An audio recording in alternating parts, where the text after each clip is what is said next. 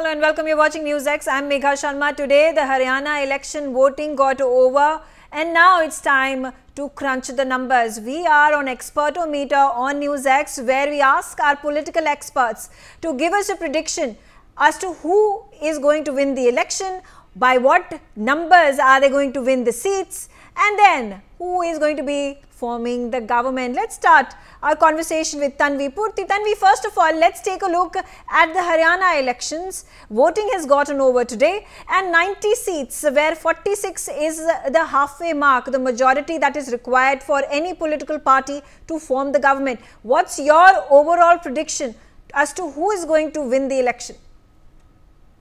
Good evening, Megha. And according to me, Congress is heading for a comfortable majority. Congress will get around 50 to 60 seats, most definitely. And BJP is not all out. I would say they would still bag around 15 to 20 seats, on the GT Road belt, which has always been their strong area. And this time also, they will get some of the seats there. Okay. How do you rate the JJP and the INLD?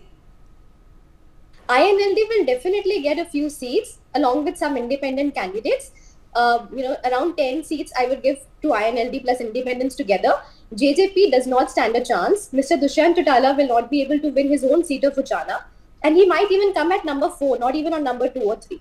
Okay. So that's how it's game over for JJP in Haryana. Okay, all right. So according to you, there is not going to be a hung house.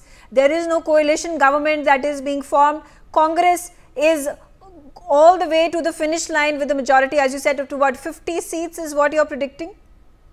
Most definitely. There is no hung assembly this time. Voters are very clear. In fact, you would see that the caste equations that Mr. Rahul Gandhi and Mr. Bhupinder Singh Hooda have collectively, played, they are working in their favor.